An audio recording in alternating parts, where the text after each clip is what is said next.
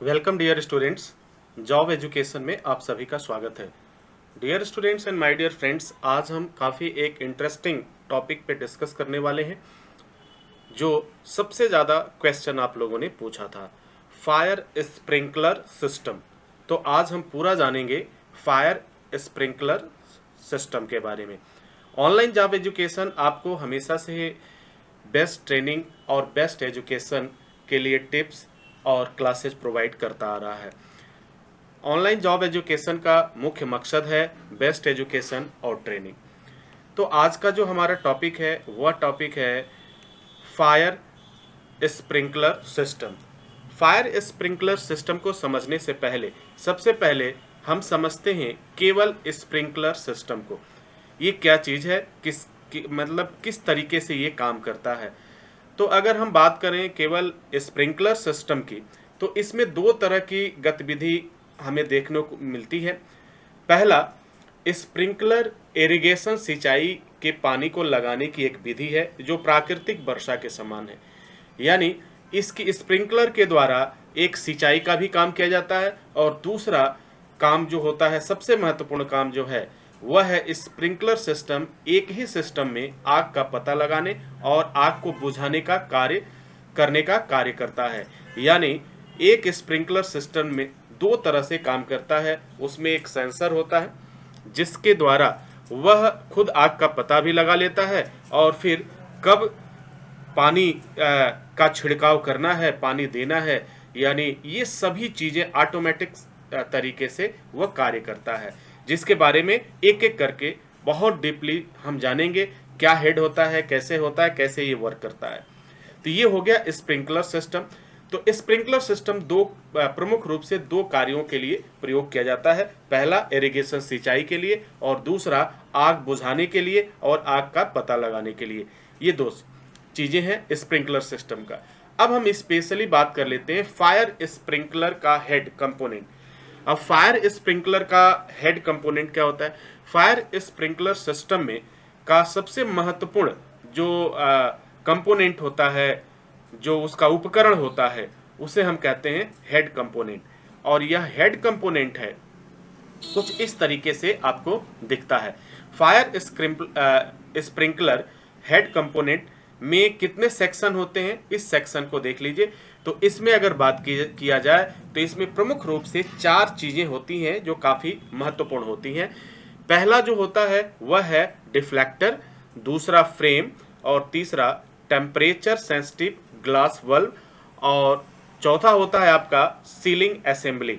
अगर आपसे कोई क्वेश्चन ये करे कि फायर स्प्रिंकलर हेड कंपोनेंट में कुल कितने सेक्शन होते हैं या कुल कितने भाग पाए जाते हैं, तो आपका जवाब क्या होगा कि फायर स्प्रिंकलर हेड कंपोनेंट में प्रमुख रूप से चार चीजें मौजूद होती हैं, जिसे हम क्रमशः deflector, frame, temperature sensitive glass bulb और सीलिंग असेंबली के नाम से जानते हैं।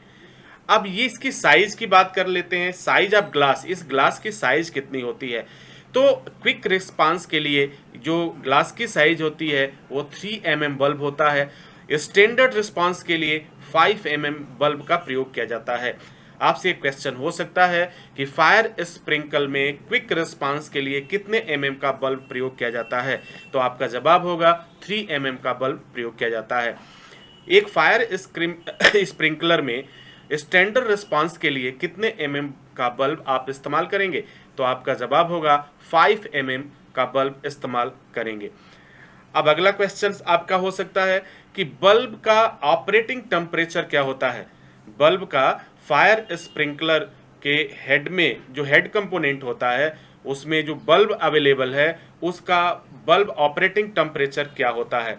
तो यह ऑपरेटिंग टेम्परेचर यानी कितने टेम्परेचर पर जा करके वह वर्क करना शुरू कर देता है।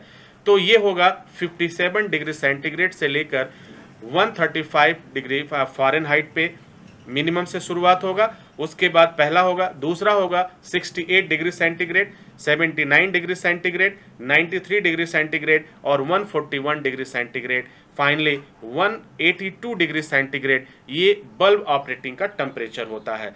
तो अगर आपसे ये भी क्वेश्चन पूछा जा सकता है कि बल्ब ऑपरेशन के लिए या ऑपरेटिंग के लिए, एक्टिव होने के लिए कुल 3 टेम्परेचर का नाम बताइए। तो आप डिग्री सेंटीग्रेड में भी बता सकते हैं और फ़ारेनहाइट में भी बता सकते हैं। तो पहला हो जाएगा आपका 57 डिग्री सेंटीग्रेड, दूसरा हो जाएगा 68 डिग्री सेंटीग्रेड, तीसरा 79 डिग्री सेंटीग्रेड और 93 डिग्री सेंटीग्रेड, 141 डिग्री सेंटीग्रेड और 182 डिग्री सेंटीग्रेड। इसी तरह से फ़ारेनहाइट में आप बता सकते हैं कि 135 degree Fahrenheit, 155 degree Fahrenheit, 175 degree Fahrenheit, 200 degree Fahrenheit और 286 डिग्री फ़ारेनहाइट और लास्ट जो है 360 डिग्री फ़ारेनहाइट का एक टेम्परेचर होता है जिस पर आपका बल्ब क्या हो जाता है, एक्टिव हो जाता है और फायर स्प्रिंकलर काम करना शुरू कर देता है। तो ये रहा फायर स्प्रिंकलर का हेड कंपोनेंट जिसके बारे में पूरी डिटेलिंग रही। अब थोड़ा सा और आगे चलते हैं और इसको और जानने की कोशिश करते हैं। फायर स्प्रिंकलर वर्क कैसे करता है। ये तो बनावट की बारे में हमने जान लिया। अब हम जानेंगे कि फायर स्प्रिंकलर वर्क कैसे करता है, किस तरीके से ये काम करता है।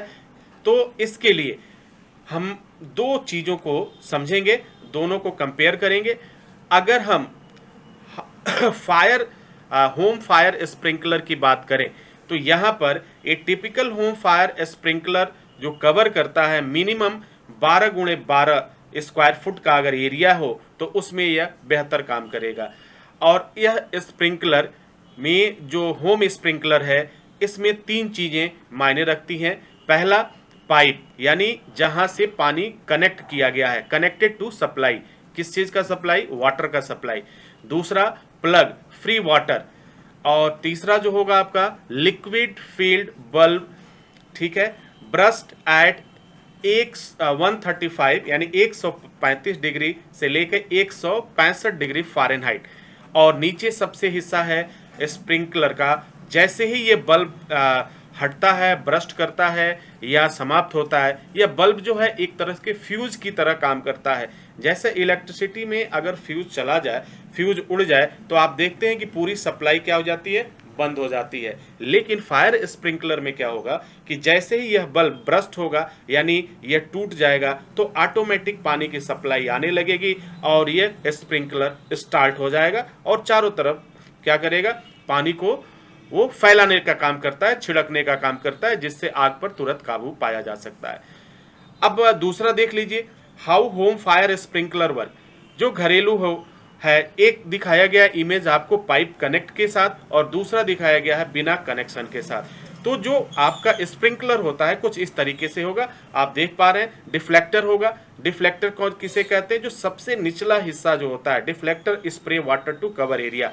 तो यह जो है ये चारों तरफ से पानी को क्या करता है, फैलाता है, स्प्रेड करेगा। इसके बाद plug, release water when bulb burst. जो प्लग होता है वह प्लग का क्या काम है, जैसे ही आपका बल्ब ब्रस्ट कर जाएगा यानी टूट जाएगा एक निश्चित टेम्परेचर पर, तो वह क्या करेगा, एक्टिव कर देगा। किसको? वाटर को एक्टिव करेगा और वह वाटर तुरंत जो है लिक्विड फील्ड बल्ब ब्रस्ट होने के बाद स्प्रिंकलर एक्टिव हो जाता है और आग पर काबू पाया जा सकता है। ये ऑटोमेटिक स्टार्ट हो जाता है।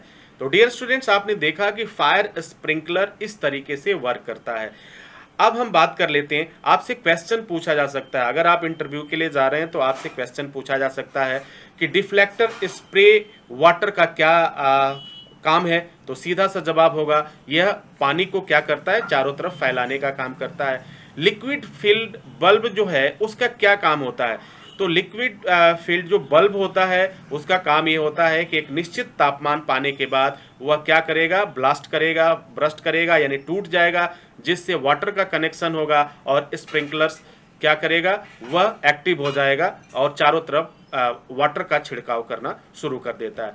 प्लग जो होता है, प्लग वाटर को और बल्ब को क्या करता है, दोनों को रोकने का काम करता है। वह तब तक रोकता रहेगा जब तक कि ऊपर से पानी ये बल्ब उसमें स्थिर रहेगा। बल्ब के ब्रस्ट होते ही यह प्लग क्या करता है, वाटर को रिलीज कर देता है। तो ये आपने देखा, यह पूरा सिस्टम है फायर स्प्रिंकलर का वर्क करने का। अब हम बात कर लेते हैं, अगला पॉइंट हमारा जो होगा वह होगा fire sprinkler type. Fire sprinkler कितने प्रकार के होते हैं, ये इनका नाम क्या है, अक्सर ये भी आपसे पूछा जाता है।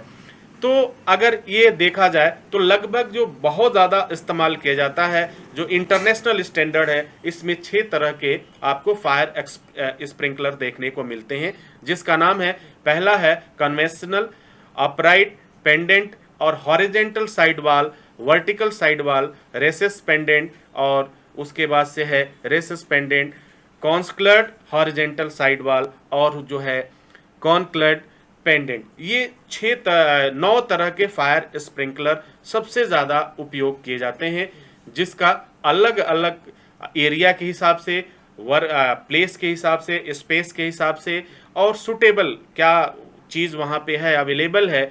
जैसा कि आप जानते हैं कि फायर सेफ्टी हमेशा सफिशिएंट और सफिशिएंट मतलब जो चीज़ वहाँ पे उपलब्ध है, जिसे कहा जाता है सफिशिएंट एंड सुटेबल। तो जो सफिशिएंट होगा, इसमें से जो भी फायर स्प्रिंकलर मिल जाए, उस पर काम करना इंसान शुरू कर देता है। तो फायर स्प्रिंकलर आग से बचाने के लिए हमें काफ़ी मदद करता है। ये ऑटोमेटिक एक्टिवेट हो जाता है। यह बहुत ही बेस्ट एक जो है उपकरण है, या हम इक्विपमेंट कह सकते हैं, जिससे फायर सेफ्टी के लोग काफ़ी इस्तेमाल करते हैं।